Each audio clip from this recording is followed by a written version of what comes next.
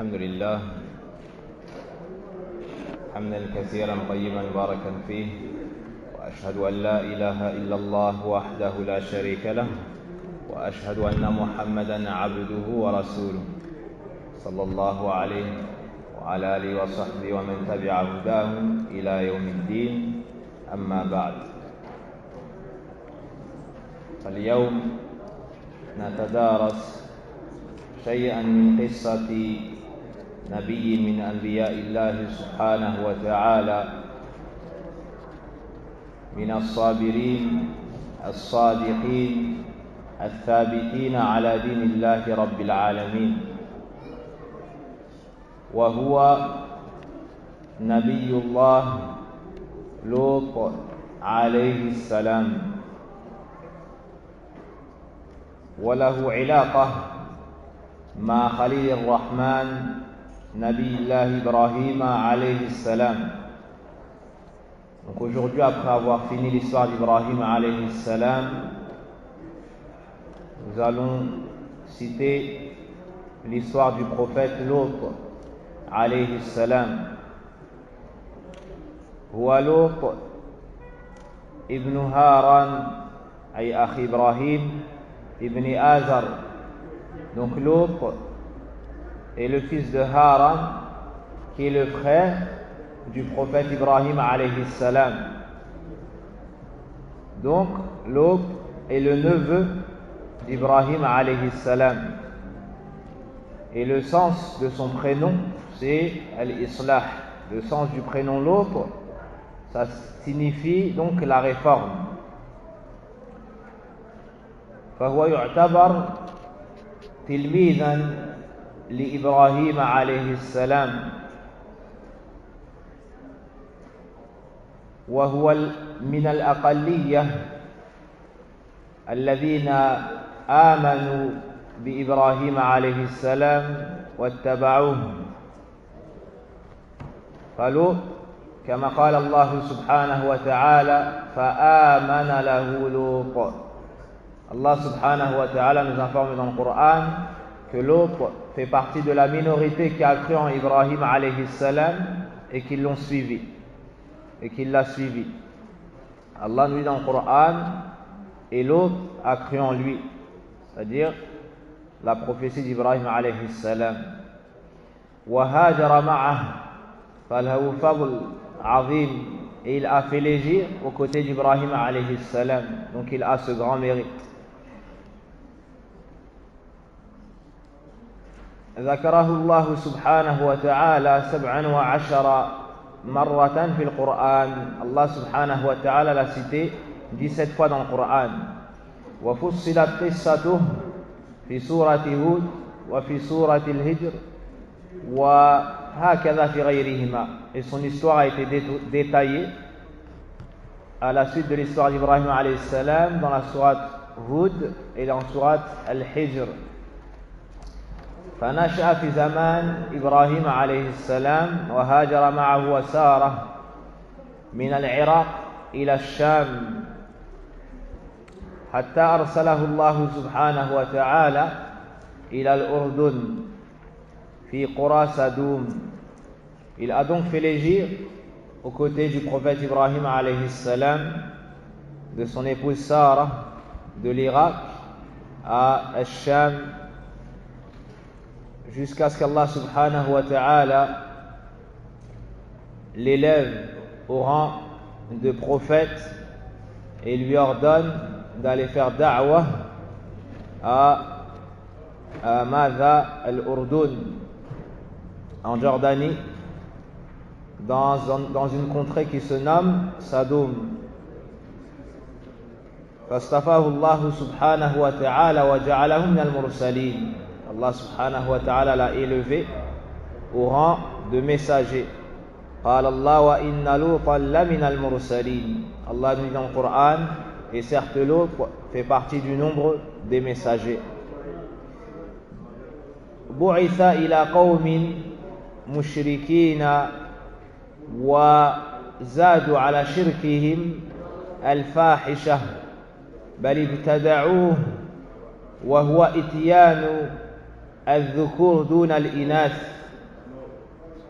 وتقطيع السبيل وفشو المنكرات في مجالسهم، فنصحهم لوط عليه السلام وحذرهم من الرذائل وبين لهم مآل سيئاتهم، فلم يستفيدوا من نصحه ولم ينتهوا عن فعله،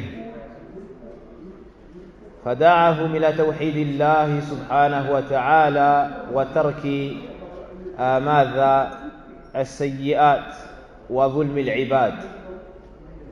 L'autre fut envoyé un peuple associateur, et en plus de cela, ils ont innové une chose qui est proscrite dans l'islam, c'est le fait d'avoir des relations sexuelles avec des hommes, le fait qu'un homme ait une relation avec un autre homme.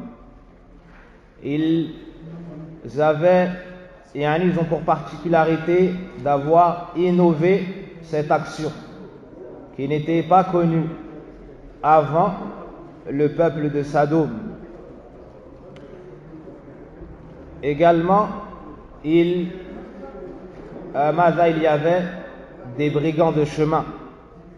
Ils arrêtaient les caravanes, les commerçants, pillaient leurs richesses. Ils avaient également dans leur contrée comme particularité de ne pas se conseiller mutuellement, ni de réprimander le blâmable, au point où ils commettaient ouvertement les grands péchés dans leurs assises communes, dans leur lieu de rencontre. Ils commettaient toutes sortes de turpitudes. L'autre, alayhi salam, leur est donc venu et les a appelés à unifier Allah subhanahu wa ta'ala d'un culte sincère. Allah nous dit وَلَقَدْ بَعَثْنَا فِي كُلِّ أُمَّةٍ رَسُولًا أَنِ اعْبُدُوا اللَّهَ وَاجْتَنِبُوا الطَّاغُوتَ. Donc l'autre les a appelés à unifier Allah azza wa jalla d'un culte sincère. Allah nous dit en Coran كَذَّبَتْ قَوْمُ لُوطٍ الْمُرْسَلِينَ. Le peuple de Lot ont démenti les messagers. Ils ont démenti Lot, alayhi salam, et n'ont pas cru en son message ni à sa prophétie. Pourtant ici, Allah Azza wa Jal nous dit qu'ils ont mécru, démenti l'ensemble des messagers. Pourquoi cela? Car celui qui renie un seul prophète ou un seul messager est à l'image de celui qui a mécru en l'ensemble. C'est pour ça qu'Allah Azza wa Jal dit la même chose pour le peuple de Nuh, sachant que Nuh est le premier messager. Car celui qui renie un seul messager aura renié l'ensemble. فصبر لوط معهم وذكرهم وأنذرهم. Lot alayhi salam a patienté avec eux. Il les a appelés au noble caractère, il les a appelés à la justice, à la piété. Quelle fut la réponse de son peuple? فما كان جواب قومه إلا أن قالوا ائتنا بعذاب الله إن كنت من الصادقين. Ils ont répondu à l'autre: Viens auprès de nous avec le châtiment d'Allah si tu es véridique. Donc ils avaient des doutes quant à la menace de l'autre et ils n'ont pas cru en son message. Ils lui ont dit également: قالوا لئن لم تنته يا لوط لتكونن من المخرجين. Ils ont dit également, après avoir été exaspérés de son message, de son prêche, qui les appelait à unifier Allah Azza wa Jalla d'un culte sincère, à délaisser le fait d'avoir des rapports avec des hommes, à délaisser également le fait de spolier les droits des serviteurs d'Allah subhanahu wa ta'ala et d'autres choses. Ils lui ont dit au final: ô Lot, si tu n'arrêtes pas, c'est-à-dire de nous appeler au bien, de nous appeler à l'unité d'Allah Azza wa Jal, de nous appeler à épouser les femmes, de nous appeler à délaisser tout ce que nous faisons, tu seras expulsé et banni de la cité. Cela car l'autre ne venait pas de Sodome à la base. Il était de l'Irak, tout comme l'était Ibrahim alayhi salam. Donc c'était chez eux un étranger. فَصَبَرَ لُوطٌ عَلَى أَذَاهُمْ. L'autre alayhi salam ne s'est pas découragé pour autant. Il a enduré pour Allah Azza wa Jal et n'a pas désespéré de voir son peuple guidé. Il a placé sa confiance en Allah Azza wa Jal et n'a cessé de les appeler à revenir au bien. Mais cela ne leur a ajouté que de l'éloignement d'Allah subhanahu wa ta'ala. Au final, Lot alayhi salam a abandonné son affaire à Allah subhanahu wa ta'ala et a fait dua afin qu'Allah Azza wa Jal le préserve d'un châtiment, car en regardant le comportement de son peuple, il a eu peur qu'Allah subhanahu wa ta'ala ne fasse descendre sur l'ensemble un châtiment. Il a donc invoqué Allah Azza wa Jal afin qu'il le sauve. Allah subhanahu wa ta'ala nous détaille ensuite son prêche. وَلُوطًا إِذْ قَالَ لِقَوْمِهِ أَتَأْتُونَ الْفَاحِشَةَ مَا سَبَقَكُمْ بِهَا مِنْ أَحَدٍ مِنَ الْعَالَمِينَ إِنَّكُمْ لَتَأْتُونَ الرِّجَالَ شَهْوَةً مِنْ دُونِ النِّسَاءِ بَلْ أَنْتُمْ قَوْمٌ مُسْرِفُونَ. Et l'autre, quand il dit à son peuple, vous laissez-vous, ou bien vous livrez-vous à cette turpitude que nul parmi les mondes n'a commis avant vous? Certes, vous assouvissez vos désirs charnels avec des hommes au lieu des femmes. Vous êtes bien un peuple transgresseur. فَلَمْ يَقْبَلُوا نُصْحَةَ لُوطٍ عَلَيْهِ السَّلَامِ. Donc l'autre les a appelés à délaisser les relations entre hommes et les a appelés à épouser les femmes qu'Allah subhanahu wa ta'ala a créées pour eux. Mais ils ont refusé cela car ils étaient passionnés plutôt par les hommes, au point où certains parmi les historiens ont dit qu'ils n'épousaient plus les femmes. Ils n'épousaient plus les femmes et n'avaient aucun penchant vers les femmes. Ça n'était pas comme à cette époque où il y a une minorité qui s'adonne à cela. Non, c'était tout un peuple. C'était tout un peuple qui faisait cela. قال الله وما كان جواب قوم إلا أن قالوا أخرجوهم من قريتكم إنهم أناس يتطهرون أي من الفاحشة. Et pour toute réponse, son peuple ne fit que dire, expulsez-les de votre cité, ce sont là des gens qui veulent se garder purs.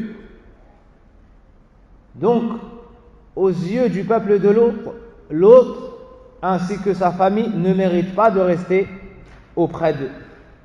Quel est leur mal? Quel est le péché de l'autre? Quel est le manquement dans les agissements de l'autre? Innahum unasun yatatahharun. Car ce sont des gens qui se purifient. Car ce sont des gens qui ne veulent pas faire ce que nous faisons. Car ce sont des gens qui condamnent ce que nous faisons. فدعا لوط وطلب من الله أن ينجيه هو والمؤمنين. Donc Lot alayhi salam a invoqué Allah Azza wa Jal et lui a demandé de le secourir, de le préserver lui, ainsi que sa famille parmi les croyants. فاستجاب الله لدعوته. Allah Azza wa Jal a exaucé l'invocation de Lot alayhi salam. فأرسل رسلا من ملائكته. Il a donc envoyé de ses messagers parmi les anges. وقبل مجيئهم إلى لوط عليه السلام مروا بخليل الرحمن إبراهيم عليه السلام وبشروه بغلام عليم إسحاق من النبيين عليه السلام وهكذا أخبروه بإهلاك قوم لوط فخاف إبراهيم عليه السلام على ابن أخي المؤمن الموحد فتكلم تكلم مع الرسل. Donc Allah Azza wa Jalla a exaucé l'invocation de l'autre alayhi salam et a envoyé parmi ses messagers des anges. Certains ont dit qu'ils étaient au nombre de 3. Certains ont dit qu'ils étaient au nombre de 3. Wallahu a'lam. Avant de se rendre auprès de l'autre, ils sont passés par Ibrahim alayhi salam, comme nous avons cité cela dans l'histoire des invités d'Ibrahim alayhi salam. Ils sont passés par lui et lui ont annoncé la bonne nouvelle d'un enfant qui sera savant. C'est Ishaq alayhi salam, parmi les prophètes. Deuxième information, l'anéantissement et la descente du châtiment sur le peuple de l'autre. Alors Ibrahim alayhi salam a eu peur pour son neveu, ce monothéiste, mais les anges ont dit à Ibrahim: Ya Ibrahim, a'rid an hadha, ay an al-jidal, innahu qad ja'a amru rabbik, innahum atihim adhabun ghayru mardud. Ibrahim a essayé de discuter avec les anges afin que le châtiment ne tombe pas sur Qura Sadoum du fait qu'il y a parmi eux des croyants, entre autres l'autre alayhi salam. Au final, les anges ont dit: oh Ibrahim, renonce à cela, c'est-à-dire à débattre de ce sujet, car l'ordre de ton Seigneur est déjà venu et un châtiment irrévocable va leur arriver. Mais Allah subhanahu wa ta'ala, de par sa miséricorde, nous annonce qu'il sauve les croyants. Il sauve les croyants. Ensuite, les anges se sont rendus auprès de l'autre alayhi salam. قال الله ولما جاءت رسلنا لوطا سيء بهم وضاق بهم ذرعا وقال هذا يوم عصيب. Allah subhanahu wa ta'ala nous informe de la venue de ces anges auprès de l'autre alayhi salam, en nous disant: et quand nos émissaires vinrent à l'autre, il fut chagriné pour eux et en éprouva une grande gêne et dit: voici un jour terrible. Voici un jour terrible. L'autre alayhi salam, lorsqu'il les a vus, ces anges, lorsqu'ils viennent sous l'apparence humaine, ces anges étaient sous la forme humaine, et lorsqu'ils viennent sous l'apparence humaine, يأتون على صورة أحسن ماذا الرجال شبان حسان في غاية من الجمال. Et sachez que lorsque les anges viennent sous l'apparence humaine, ils viennent de la plus belle manière. Ils sont jeunes, ont des visages très très beaux. Alors lorsque l'autre alayhi salam a vu ces gens-là, son cœur, il a été immédiatement attristé. Pourquoi? Car il sait le penchant de son peuple pour les hommes. Donc leur grande beauté allait troubler ces hommes. Car le peuple de l'autre, akramakumullah, en plus d'avoir des relations avec les hommes, il commettait également ce qu'on pourrait appeler au jour d'aujourd'hui le viol. Subhanallah. Il prenait les gens et s'adonnait à l'acte de gré ou de force. Et lorsqu'il y avait des passants, il pillait leurs richesses et par moments même il les violait. J'entends par cela les hommes violaient les hommes, wal-'iyadhu billah. Également, l'autre alayhi salam s'est trouvé dans la gêne et a été attristé par leur venue du fait que son peuple, donc lui était étranger au sein d'eux, son peuple lui avait interdit d'accueillir les passants et les voyageurs. قال الله أولم ننهك عن العالمين ils dirent, ne t'avions-nous pas interdit de recevoir du monde? Donc ça, c'était une règle que le peuple de Lot avait imposée à Lot alayhi salam. Mais Lot, de par son excellent comportement, n'a pas pu refuser ses invités. De par son excellent comportement. Et c'est un élève d'Ibrahim alayhi salam. On a vu comment Ibrahim alayhi salam a atteint la perfection dans son comportement. فخاف عليهم لوط مع ذلك ولكن مع ذلك ضيفهم. Lot a eu peur pour eux de la nuisance qu'il pourrait recevoir de son peuple, mais malgré cela il leur a accordé l'hospitalité. فلما علم قومه بمجيئهم أسرعوا إليه لقوة شهوتهم وميلهم إلى الفاحشة. Peu de temps après leur venue, le peuple de Lot a eu connaissance de la venue d'un groupe d'hommes dotés de grande beauté. Et cela probablement par l'intermédiaire de l'épouse de l'autre, qui avait pour habitude de s'entraider dans le mal avec son peuple. Et parmi ce qu'elle faisait, elle dévoilait les secrets de l'autre, alayhi salam, à son peuple. Et lorsque l'autre, alayhi salam, avait des invités, ou lorsqu'il y avait des hommes, elle prévenait son peuple, afin qu'ils puissent assouvir leur plaisir charnel avec ces hommes. قال الله فجاءه قومه يهرعون إليه أي يسرعون. Allah nous dit, quant à son peuple, ils vinrent à lui accourant. Donc lorsqu'ils ont entendu la venue d'hommes ayant une grande beauté, ils sont venus en courant. Subhanallah. وفي سورة الحجر وجاء أهل المدينة يستبشرون. Et les habitants de la ville vinrent à lui dans la joie. Ils se sont annoncé la bonne nouvelle mutuellement. Il y a des hommes ayant la plus grande beauté chez l'autre. Ils se sont mutuellement transmis cette information et ils sont venus chez l'autre en se précipitant. وكما ذكرت كان امرأة لوط عليه السلام تخبر قومها إذا نزل بهم ضيف. نصحهم لوط وأرشدهم إلى قضاء شهوتهم فيما أحل الله سبحانه وتعالى لهم. Lot, alayhi salam, lorsqu'il a reçu son peuple à la porte et lorsqu'ils ont essayé d'entrer chez lui pour prendre les invités de l'autre et les opprimer, l'autre alayhi salam a essayé de les appeler à la raison. Il a essayé de les raisonner.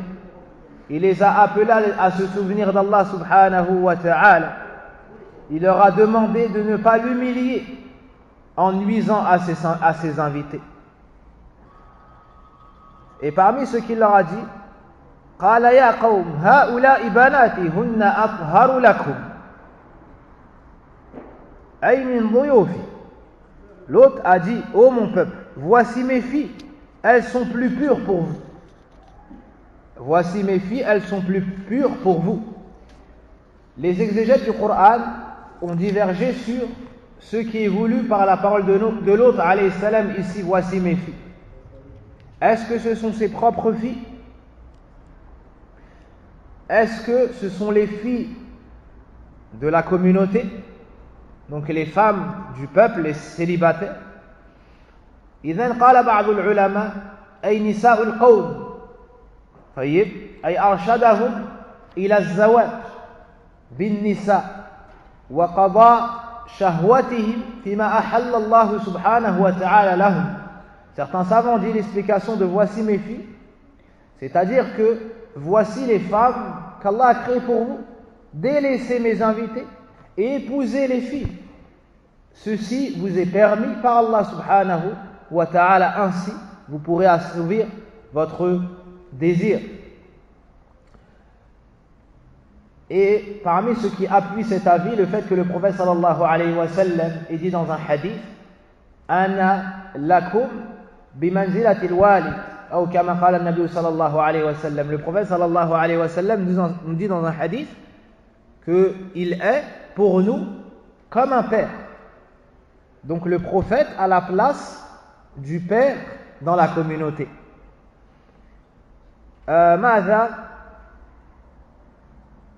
D'autres parmi les savants ont dit que si Mimbab al-Ilzam, comme quoi il visait pas ses filles, ses propres filles, l'autre avait, certains ont dit 2 filles.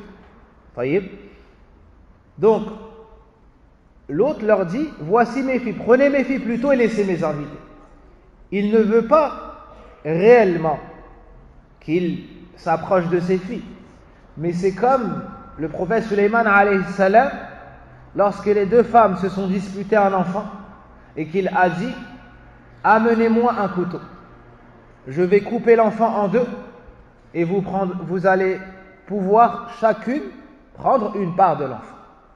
Est-ce que Sulayman alayhi salam allait véritablement couper l'enfant? Non. Puis la jeune parmi les 2 femmes a dit non, c'est son enfant, donne-lui. Donc lorsqu'il a reconnu la rahma de la vraie mère, il lui a dit tu es véridique toi, et il lui a accordé l'enfant. À l'image d'un homme qui te voue un grand respect, il vient pour opprimer une personne devant toi, tu la retiens, tu lui dis ne le frappe pas, ne le frappe pas, et il est déterminé, il ne veut pas t'écouter. Au final tu lui dis frappe-moi moi, frappe-moi moi, laisse-le lui et frappe-moi moi, et tu sais pertinemment qu'il ne va pas lever la main sur toi. Ben c'est à l'image de ce qu'a fait ici l'autre alayhi as-salam. Et c'est ce qu'a l'imam al-Sa'di rahimahullah ta'ala nous dit que voici que ce que je viens de vous dire au final, yani la dernière parole que je vous ai expliquée, voici le sens du verset. Malgré cela, ils n'ont pas délaissé ses invités. Ils n'ont pas écouté le conseil de l'autre alayhi salam.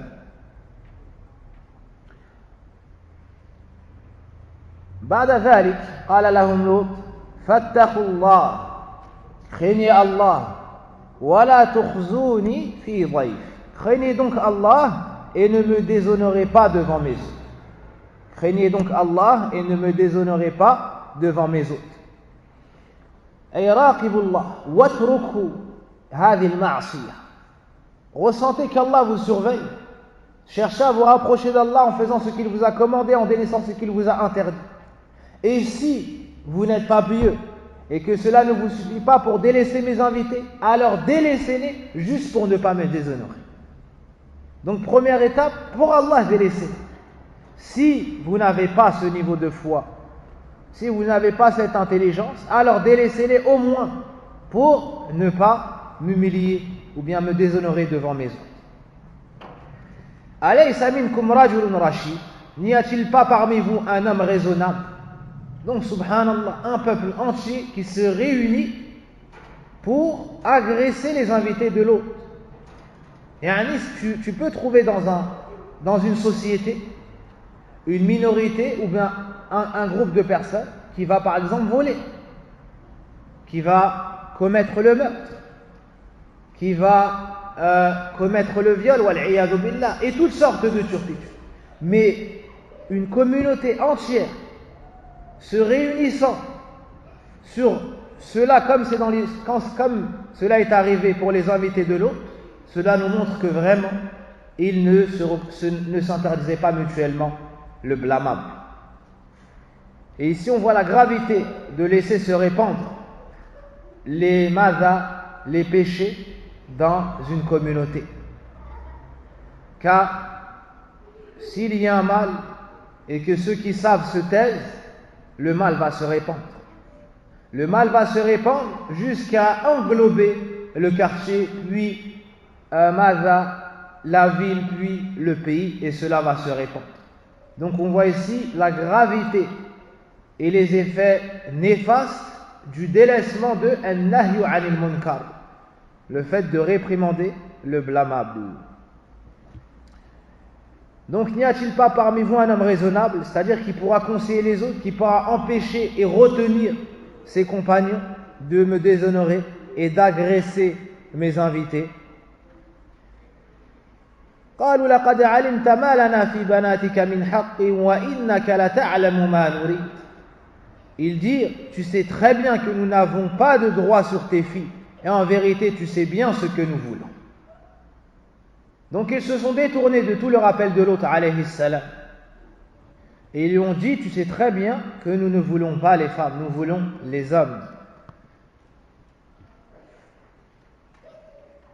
et que nous n'avons pas de penchant ni de désir pour les femmes. Alors à ce moment-là, l'autre a été chagriné encore plus et a eu extrêmement peur pour ses invités. Imaginez-vous dans une situation semblable. Vous êtes étranger dans un pays et il y a les hommes de tout un quartier ou une ville qui viennent chez vous pour agresser sexuellement vos invités. C'est une grande c'est un grand désarroi et c'est une grande humiliation pour la personne.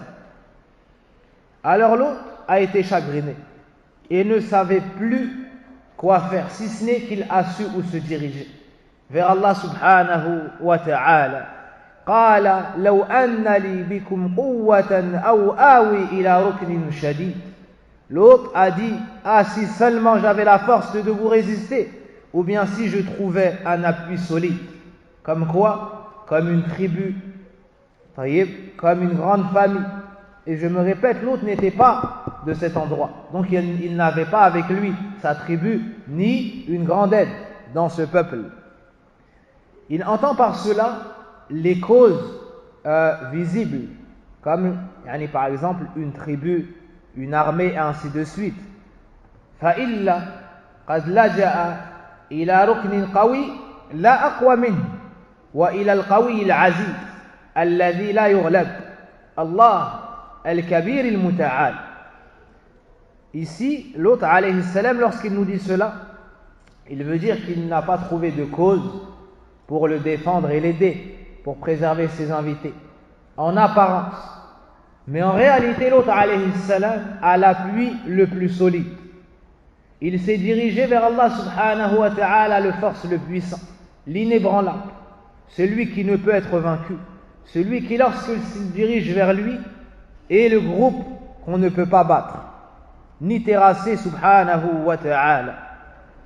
Et le prophète sallallahu alayhi wa sallam fit d'ailleurs les éloges de l'autre alayhi salam en disant rahmatullahi ala l'autre إنه كان ليأوي إلى ركن شديد إذ قال لقوم لو أن لي بكم قوة أو آوي إلى ركن شديد. Le prophète sallallahu alayhi wa sallam, comme dans Sahihayn, a fait les éloges de l'autre alayhi salam en disant qu'Allah fasse miséricorde à l'autre. Certes, il s'est dirigé vers un appui solide lorsqu'il dit à son peuple: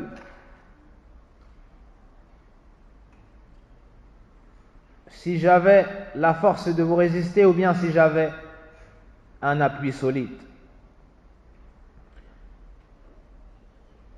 Après cela, donc l'autre, pour que vous visualisez, la situation était devant sa porte, à l'intérieur de chez lui.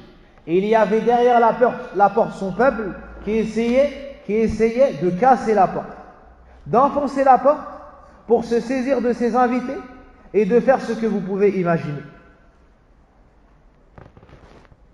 Lorsque l'épreuve a atteint son paroxysme, ils ont informé l'autre de qui ils étaient en réalité. Car ils sont venus sous l'apparence humaine. Et les prophètes et messagers ne connaissent pas les choses de l'invisible. De cette histoire et de l'histoire d'Ibrahim alayhi salam, on tire une faïda, c'est que même les prophètes, la ya'lamouna al-ghayb. Même les prophètes et les messagers, même les meilleurs prophètes et messagers, ne connaissent pas les choses de l'invisible, si ce n'est ce qu'Allah Azza wa Jal a bien voulu leur révéler, comme cela a été cité dans Surat Al-Jinn. Ibrahim alayhi salam, au début, n'a pas su qu'ils étaient des anges. Et l'autre, alayhi salam, n'a su qu'à cet instant qu'ils étaient des anges. Jibril alayhi salam, à ce moment, s'est approché de la porte et du bout de son aile a aveuglé le peuple de Nuh, le peuple de l'autre. Je ne sais pas pourquoi depuis le début je me trompe. Peut-être qu'on a vécu un bon moment, Inch'Allah, avec l'histoire de Nuh alayhi salam. Ala kulli, Jibril alayhi salam est venu et du bout de son aile il a aveuglé le peuple de l'autre, du moins ceux qui se trouvaient derrière la porte. قالوا يا لوط إن رسل ربك لن يصلوا إليك. Donc ils ont informé l'autre de qui ils étaient. Alors les autres dirent: ô Lot, nous sommes vraiment les émissaires de ton Seigneur, nous sommes des anges, des messagers envoyés pour faire descendre le châtiment sur ton peuple. Ils ne pourront jamais t'atteindre. De cela on tire: فإن مع العسر يسرا إن مع العسر يسرا كلما عظم الكرب قرب الفرج. يعني de cela on tire que plus le souci est immense et plus ton problème augmente, plus le secours d'Allah Azza wa Jal est proche.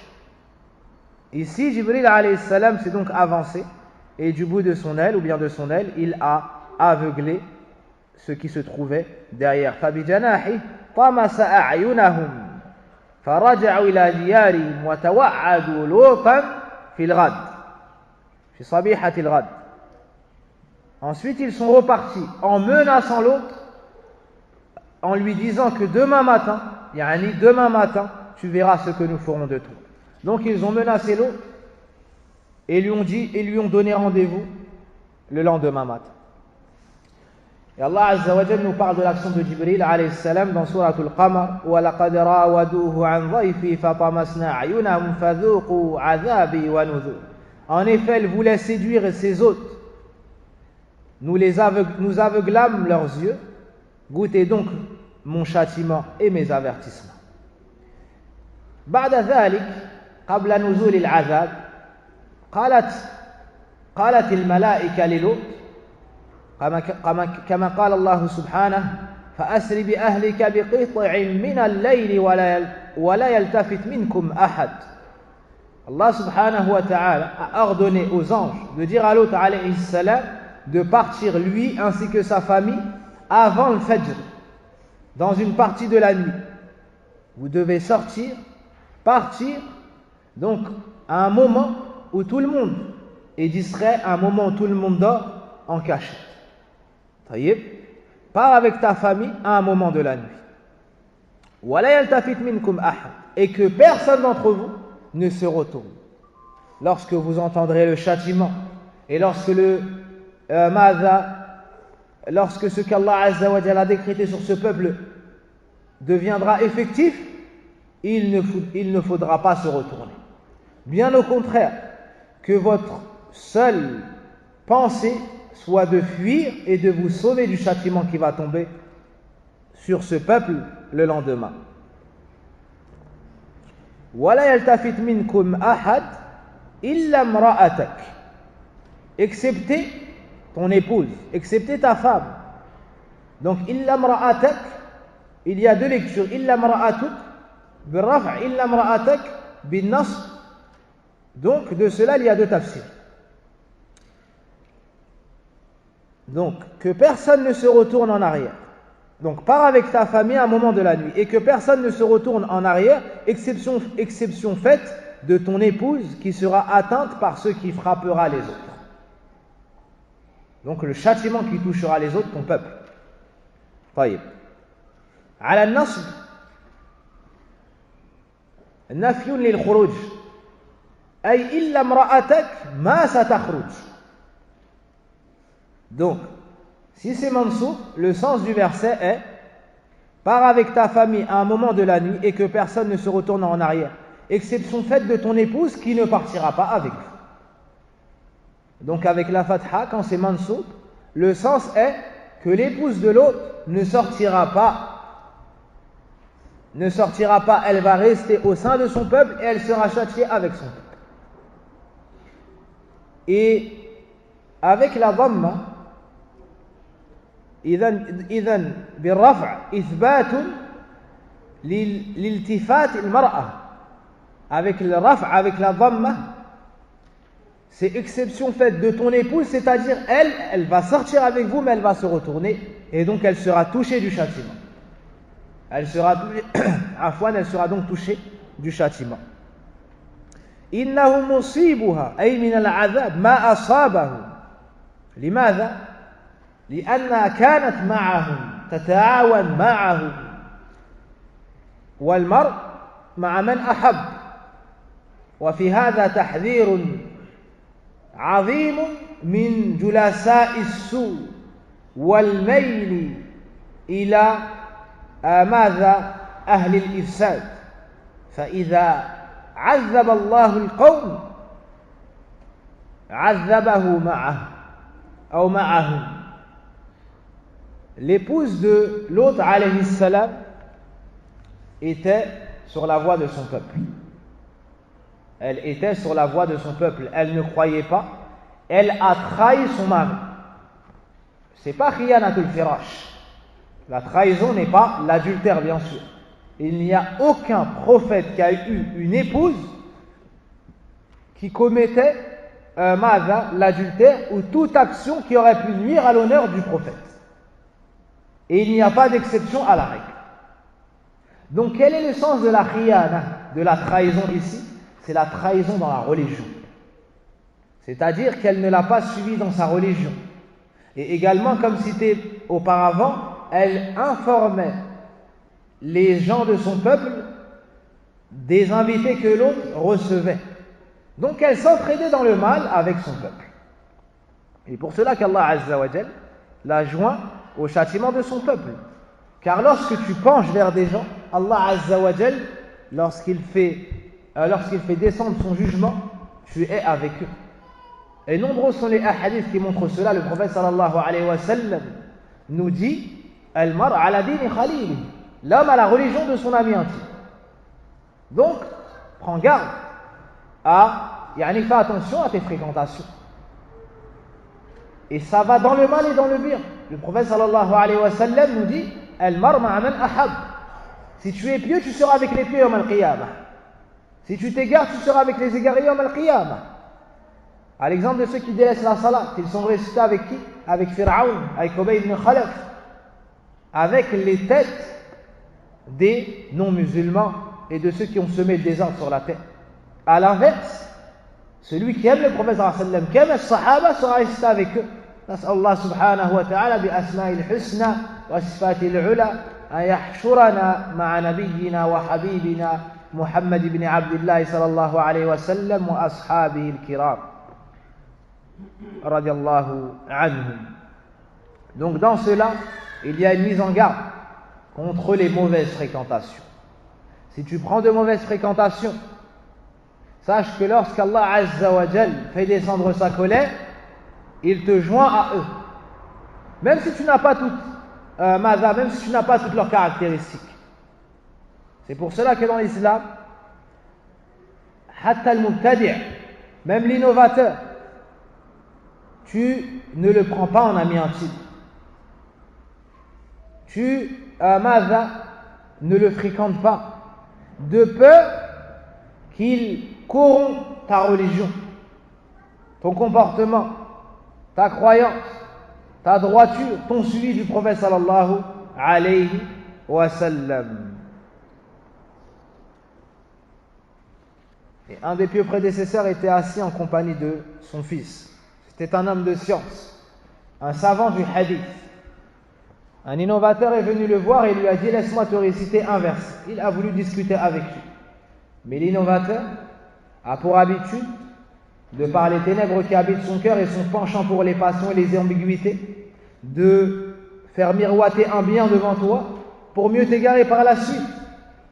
pour mieux t'égarer par la suite, à l'image de quelqu'un qui te présente un beau plat, mais empoisonné. Alors, le savant lui a dit, non, ne serait-ce qu'un demi-verset. Il lui a dit, je ne veux pas écouter de toi, c'est du Coran, il veut le réciter du Coran. Vous entendez? Du Coran, kalamullah, khayrul kalam. Et il lui a dit, non, je ne veux pas écouter, je ne veux pas que tu me récites ce verset, ni même la moitié du verset. Car certes, l'innovateur, lorsqu'il vient, il te dit un bien pour ajouter par cela le mal.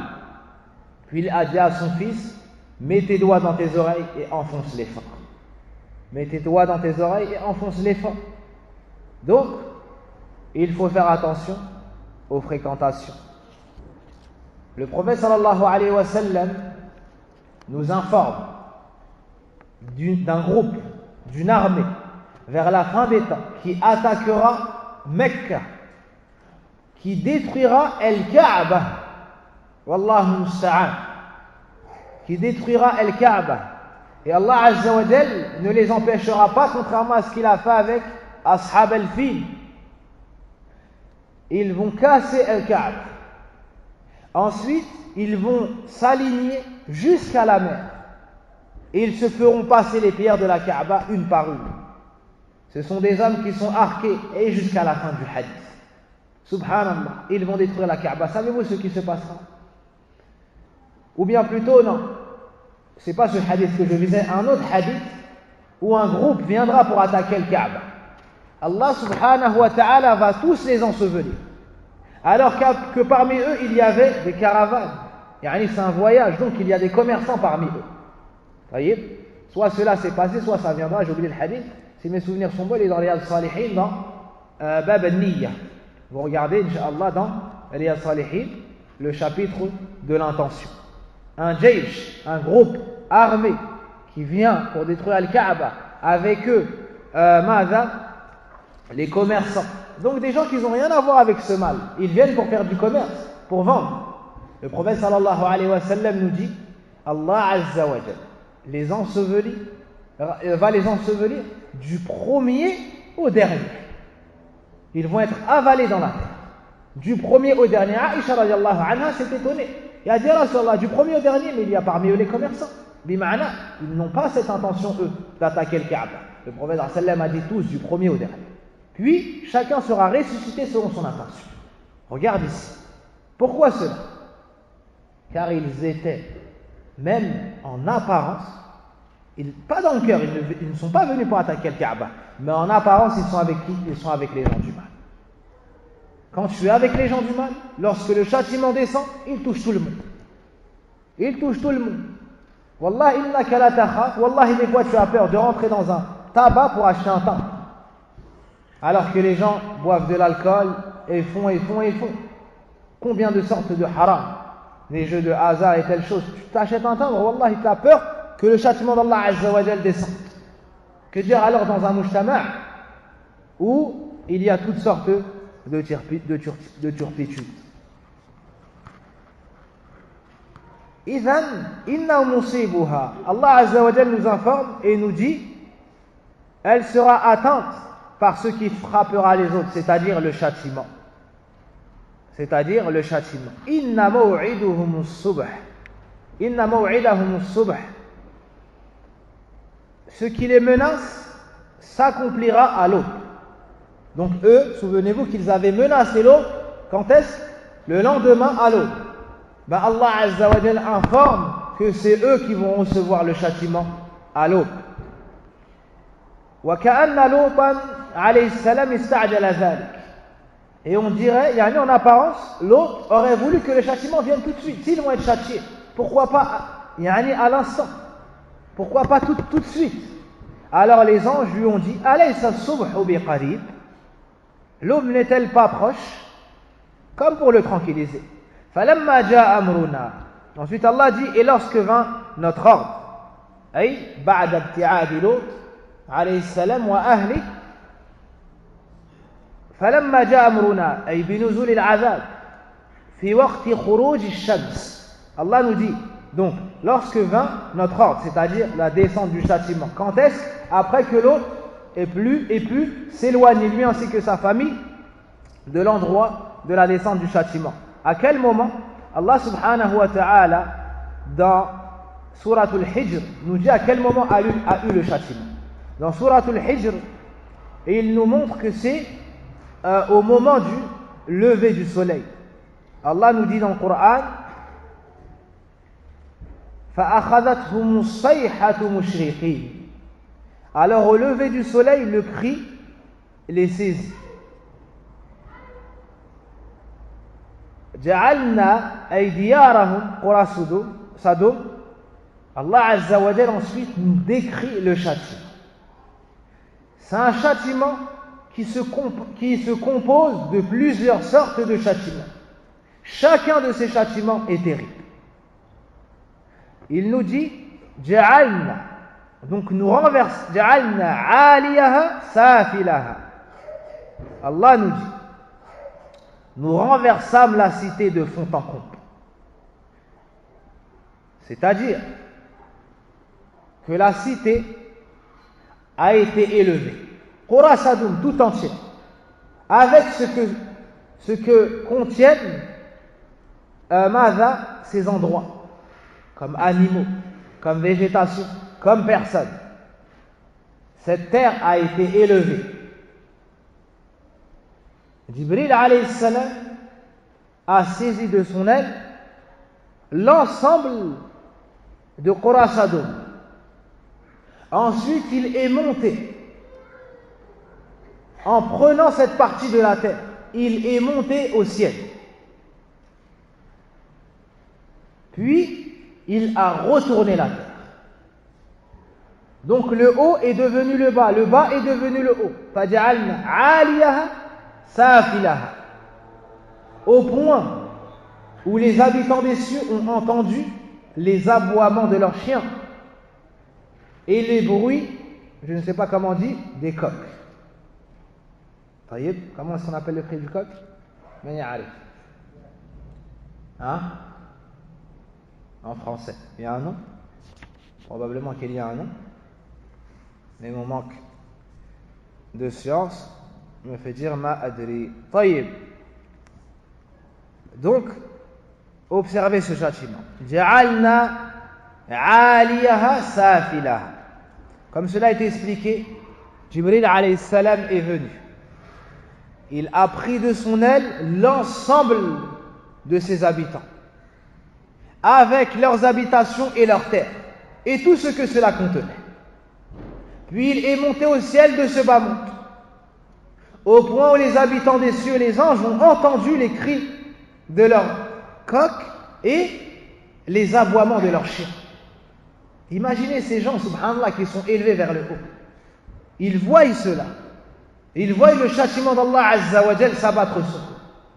Puis, on a retourné la terre. La ilaha illallah.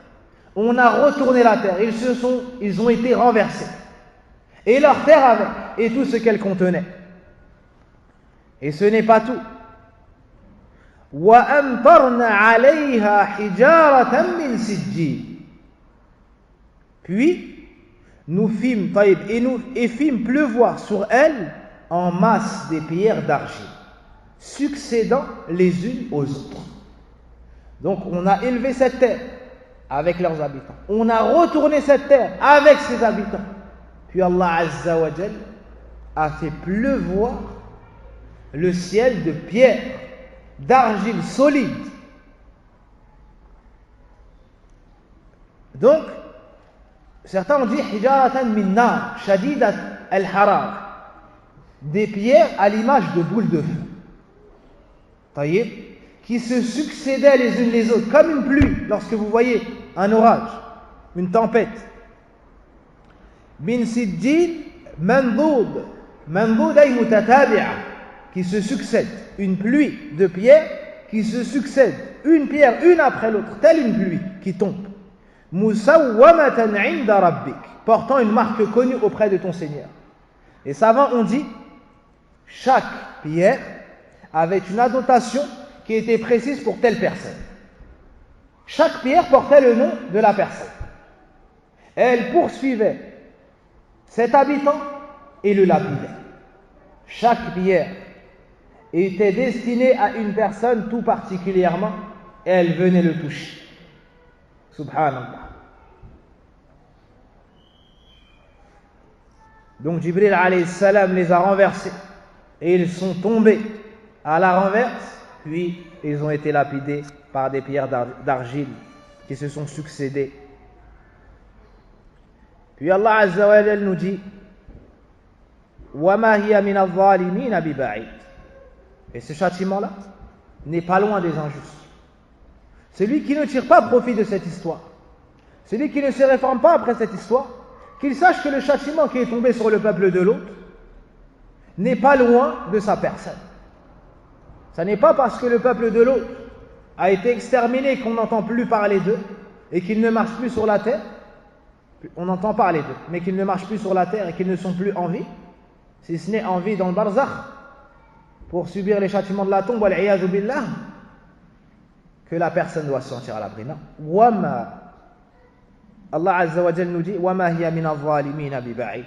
Ce châtiment-là n'est pas loin des injustes qui ne se réforment pas. Qu'est-il advenu de l'épouse de l'autre, alayhi salam? Est-ce que son rang par rapport à l'autre, alayhi salam, l'a sauvé? Est-ce que d'avoir été l'épouse d'un prophète et du neveu de Khalil ar-Rahman l'a aidé? Est-ce que le fait d'avoir été la mère des enfants de l'autre, alayhi salam, l'a aidé? Allah subhanahu wa ta'ala nous montre dans le Coran qu'elle a été touchée de ce qui a été touché son peuple comme châtiment. Et on a fait un exemple et une parabole sur laquelle il nous faut méditer. Et un verset dans le Coran qu'on lit, qu'on étudie, récite et médite, ila qurbi qiyam as-sa'a.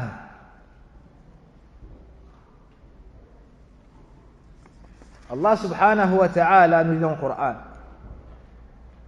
dans Surat al-Tahrim, à la fin de Surat al-Tahrim, وَضَرَبَ اللَّهُ مَثَلًا لِلَّذِينَ كَفَرُوا امْرَأَةَ نُوحٍ وَامْرَأَةَ لُوطٍ كانتا تحت عبدين من عبادنا صالحين فخانتاهما فلم يغنيا عنهما من الله شيئا وقيل ادخلا النار مع الداخلين وقيل ادخلا النار مع الداخلين.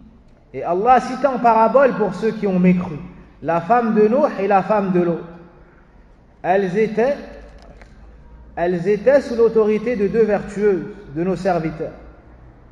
Toutes deux les trahirent et ils ne furent d'aucune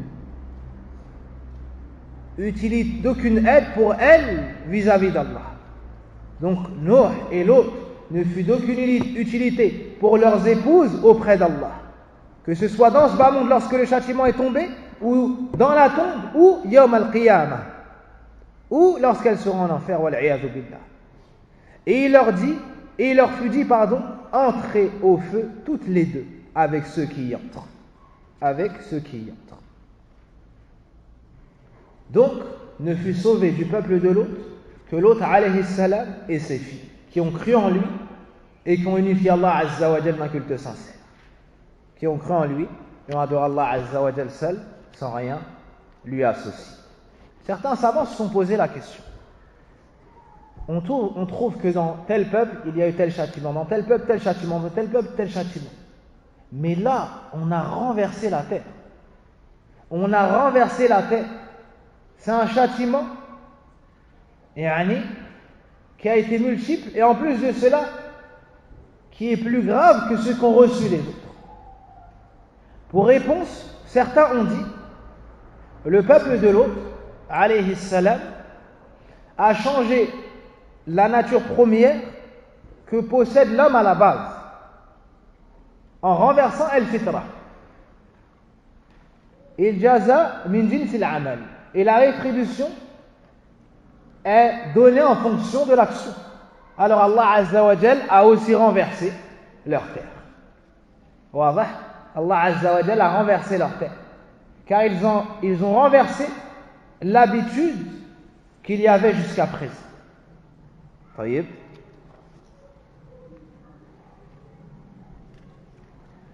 Une remarque avant de finir sur les fawaïd de cette histoire.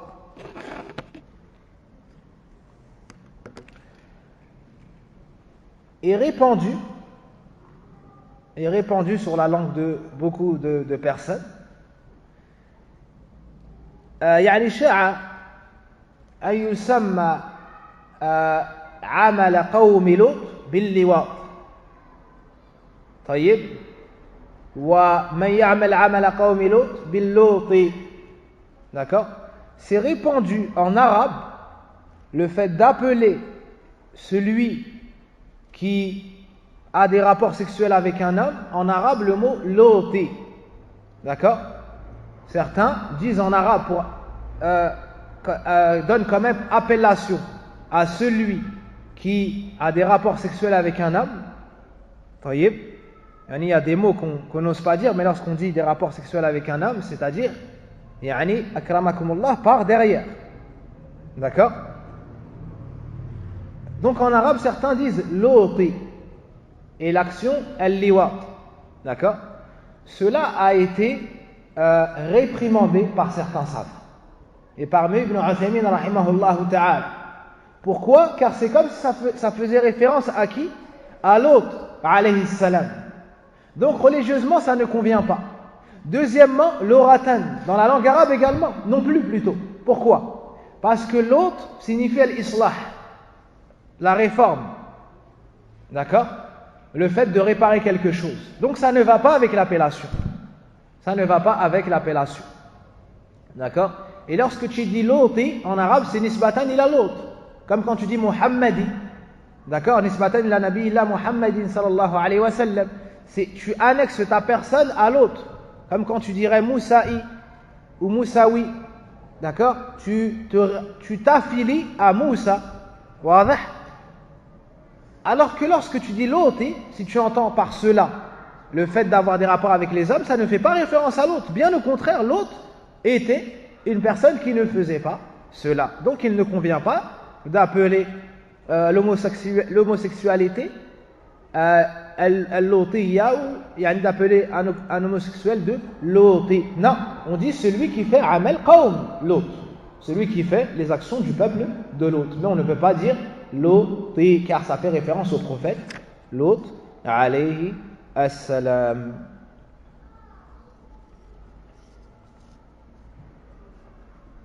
Et au-delà du jugement religieux de l'islam sur l'homosexualité, comme vous le savez tous, et ça n'est pas interdit que dans l'islam, c'est même interdit dans les autres religions, comme le christianisme, le judaïsme, taïeb. Donc même les non-musulmans, d'accord, ont proscrit l'homosexualité. Taïeb, ça c'est une chose à savoir. Taïeb, si une personne te vient et dit concernant l'homosexualité sur l'islam, il faut leur rappeler que c'est interdit dans l'islam, certes, mais c'est également interdit dans votre religion, qui est le christianisme, qui est la religion de la majeure partie des habitants de l'Europe. Taïeb.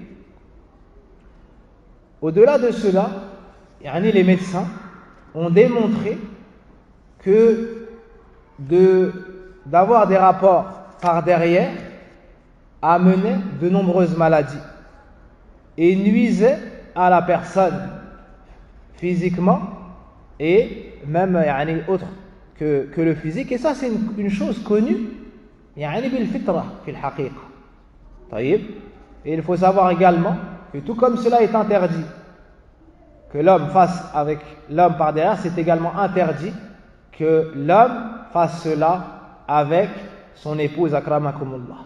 Cela est proscrit dans l'islam. Cela est proscrit dans l'islam, comme l'a dit Ibn al-Qayyim rahimahullah ta'ala.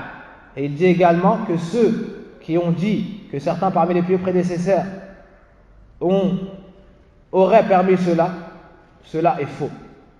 L'islam proscrit cela et il y a des ahadiths qui sont Hassan ou bien Madha bi majmou'i turuqiha tartaqi ila darajatil husn.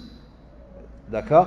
Donc il y a des hadiths qui interdisent à l'homme de commercer avec son épouse par autre que l'endroit qui a été permis. Par autre que l'endroit qui a été permis.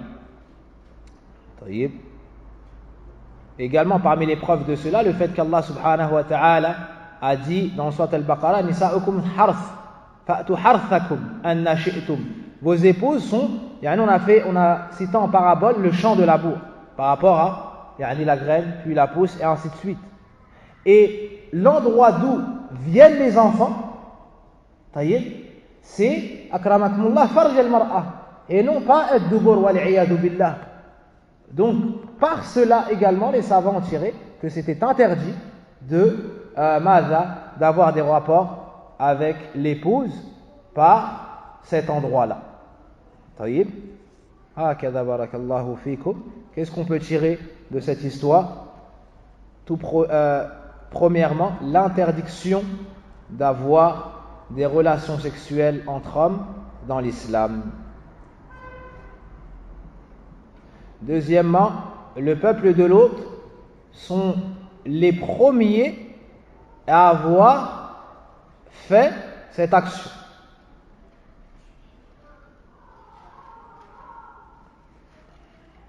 Troisièmement, celui qui ne suit pas les textes peut s'égarer au point de voir le bien mal et le mal bien. Ils ont dit à l'autre, alayhi salam, désormais, khair inshallah. Innahum unasun yatatahharun. Ce sont des gens qui se purifient. Donc ils ont vu en l'autre un mal du fait qu'il se purifiait. Subhanallah. Et cela nous rappelle l'époque dans laquelle nous vivons. Observez que lorsqu'une femme est chaste et lorsqu'une femme veut se vêtir décemment, on la taxe d'anormal. Et lorsqu'une femme porte le djilbab, on dit que c'est une extrémiste. Et on entend cela même de certains musulmans qui se sont égarés, on se fait qalladou taïb al-gharbiyyin. Taïb. Ou bien lorsque l'homme ne veut pas aller comment on dit ça? Est-ce qu'il y a un mot plus soutenu pour dire en boîte? Comment est-ce qu'ils disent? Dans les discothèques? Alhamdulillah, je connais même pas ces noms-là. Wallah alhamd. Taïb. Le jeune garçon qui se refuse à aller dans ces endroits où les gens dansent tout nus, se droguent, boivent de l'alcool, commettent l'adultère, la fornication et ainsi de suite. Ils disent, tu ne t'amuses pas, tu ne profites pas de ta jeunesse. Ya subhanallah, profiter de sa jeunesse, c'est apprendre son dîn, c'est pas s'épanouir. Subhanallah, celui qui profite de sa jeunesse, c'est celui qui a délaissé les péchés. Celui qui fréquente des femmes, qui boit de l'alcool, qui se drogue, va le voir ensuite, quand il aura grandi, et parle-lui de son enfance, parle-lui de sa jeunesse, et pose-lui la question s'il voit qu'il a profité. Toutes les stars qui ont commencé dans leur domaine de haram, à 10 ans, 15 ans, où est-ce qu'ils ont fini? Régulièrement, tu lis dans les journaux, tel star est décédé. Pourquoi? Overdose. Tel star est décédé. Pourquoi? Il a bu de l'alcool avec de la cocaïne. Tel wahakada. C'est ça, profiter de sa jeunesse. C'est ça, profiter de sa jeunesse.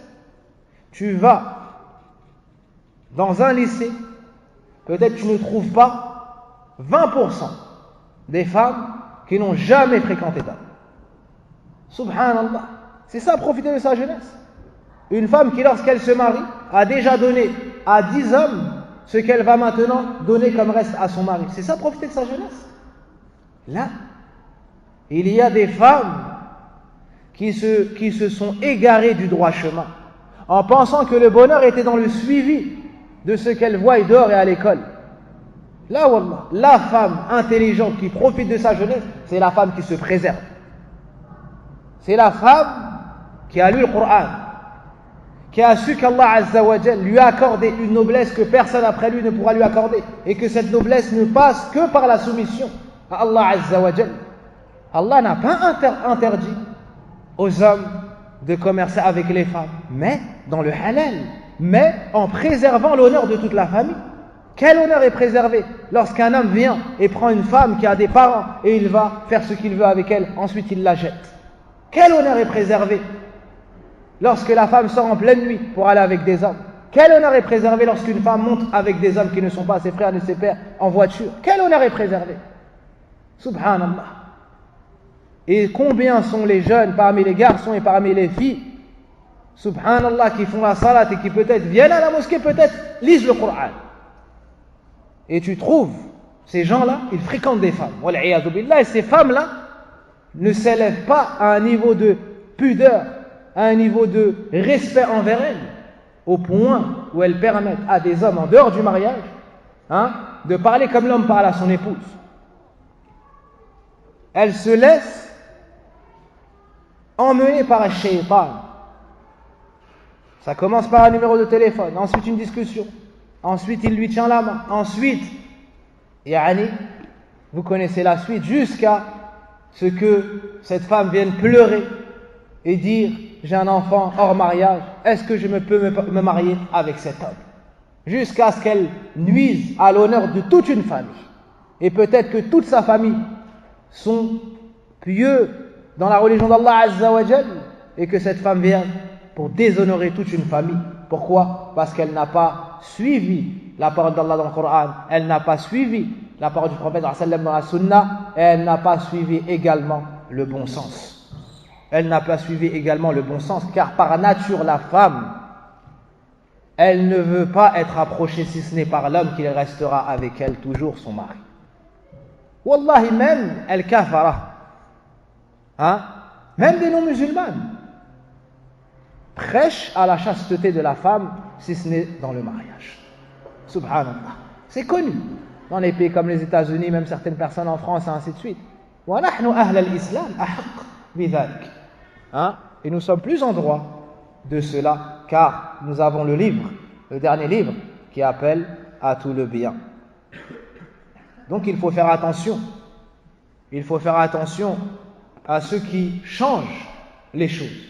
Au jour d'aujourd'hui, celui qui ne fume pas est considéré comme étrange.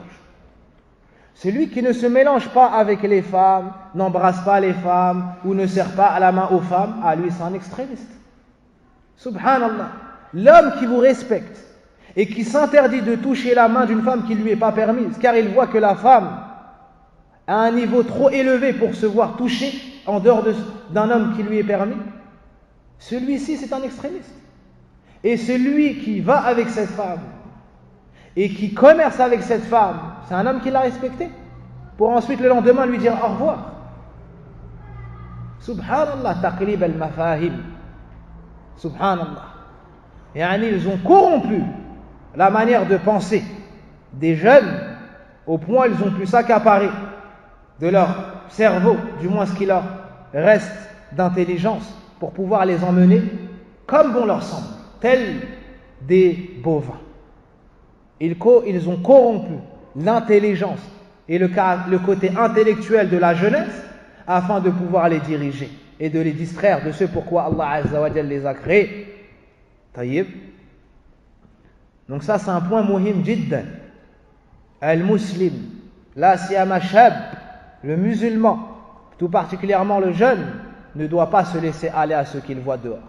Même s'il entend ceux qui prêchent, il entend ceux qui prêchent à cela. Taïb. La drogue, ils veulent le rendre halal. Ils veulent la rendre halal. Taïb. Ils disent que de fumer c'est pas bon, mais en même temps chaque année ils augmentent le prix. Taïb. Ils disent que l'alcool tue, mais ils vendent de l'alcool, et ainsi de suite. Et au final, ils légalisent le haram. Mais plus que cela, ils appellent ensuite les gens à considérer que tout cela est normal, et plus encore est une bonne chose. Donc le musulman prend du recul sur les situations, et il ne se laisse pas embrigader dans ces choses-là.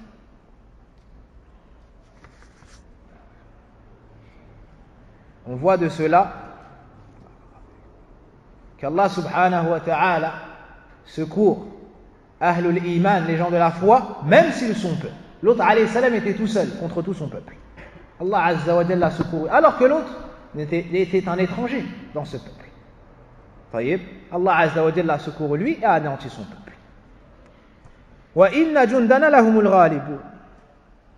Wa kana haqqan alayna nasrul mu'minin. Allah a promis dans le Coran de secourir les croyants. On voit ici qu'il y a avec la difficulté, la facilité, et que le secours d'Allah Azza wa Jal est proche des croyants, et que plus ton problème augmente, plus le secours d'Allah Azza wa Jal est proche. Certaines personnes, lorsqu'elles sont éprouvées, elles désespèrent de la miséricorde d'Allah Azza wa Jal parce que le problème est gros. Non, au contraire, plus ton problème est grand, plus cela signifie que le secours d'Allah Azza wa Jal est proche de toi. Hein? Plus le secours d'Allah Azza wa Jal est proche de toi. Regarde le prophète Mohammed sallallahu alayhi wa sallam. Lorsqu'ils ont failli l'assassiner, Allah Azza wa Jal l'a secouru. Hein? Moussa alayhi salam, lorsqu'il s'est retrouvé face à la mer, et à dos il avait Pharaon et son armée, khalas, il n'y a plus d'échappatoire. À ce moment-là, Allah Azza wa Jal a sauvé Moussa. Pourtant, en apparence, c'est le moment où Moussa alayhi salam ne peut plus rien faire. Ça, c'est en apparence. Est-ce qu'il y a un exemple qui vous revient qu'on a cité il y a peu de temps? Naam. Un moment où le prophète est dans une situation, au point culminant de l'épreuve. Puis Allah Azza wa Jalla l'a secouru. Naam. L'histoire d'Ibrahim alayhi salam lorsqu'il a été jeté dans le feu. Subhanallah. Donc plus le problème est grand, sache que plus le secours d'Allah Azza wa Jalla est proche. Certaines personnes, lorsqu'elles sont éprouvées, elles désespèrent. Khalas, j'ai fait de dua. Je suis malade depuis tant d'années. Subhanallah. Est-ce que tu as été plus éprouvé que Ayyub? Est-ce que tu as été plus éprouvé que Daoud? Est-ce que tu as été plus éprouvé que le prophète Mohammed sallallahu alayhi wa sallam et qu'Ibrahim alayhi salam? Pourtant Allah les a secourus. Il te faut juste patienter, te réformer, te repentir, faire dua et Allah Azza wa Jal te voit. Donc il ne faut jamais désespérer de la miséricorde d'Allah Azza wa Jal. وَمَا يَقْنُوتُ مِنْ رَحْمَةِ رَبِّ إِلَّا الضَّالُّونَ. Et qui sont ceux qui désespèrent de la miséricorde d'Allah si ce n'est ceux qui sont égarés? Taïb. Certaines personnes ont des épreuves, elles pensent qu'Allah ne va pas les secourir. فَمَا ظَنُّكُمْ بِرَبِّ الْعَالَمِينَ. Voici une mauvaise opinion que tu as de ton Seigneur. Non, tu dois penser que du bien d'Allah Azza wa Jal et te dire qu'il va me secourir, il va m'aider, mais il me faut moi me soumettre à ce qu'il m'a commandé. التوحيد والطاعة والاستسلام لأمره وشرعه وطاعة النبي صلى الله عليه وسلم والله ينصرك. On voit ici شجاعة لوط عليه السلام, le grand courage et la noblesse du prophète Lot alayhi salam et son mérite. On voit le fait de se diriger vers Allah Azza wa Jal dans la difficulté, comme l'a fait Lot alayhi salam. Et on finit en disant al-qaraba ma tanfa' ma al-kufr. Le fait d'être proche des gens vertueux n'est pas utile tant que tu as al-shirk. Comme l'épouse de Lot alayhi salam, c'était l'épouse de Lot, et pourtant Allah Azza wa Jal l'a anéantie avec son peuple, elle sera dans l'enfer. ماذا dans l'au-delà. نسأل الله سبحانه وتعالى أن يطهر قلوبنا من أدناس الشبهات والشهوات وأن يرشدنا إلى سواء السبيل إلى صراطه المستقيم. اللهم يا حي يا قيوم انفعنا بما سمعنا ووفقنا إلى العمل بما تحب وترضى وادفع عنا كل سوء ومكروه. وصل اللهم وبارك على نبينا محمد وعلى آله وصحبه وسلم. سبحانك اللهم وبحمدك أشهد أن لا إله إلا أنت أستغفرك وأتوب إليك. Et demain, Inch'Allah Ta'ala, nous passons à l'histoire du prophète Shu'aib alayhi salam, le troisième prophète arabe. Et samedi, n'oubliez pas votre cours avec Sadaq Wafaqahullah dans cette mosquée à ma place après l'Asr. Barakallahu fikum.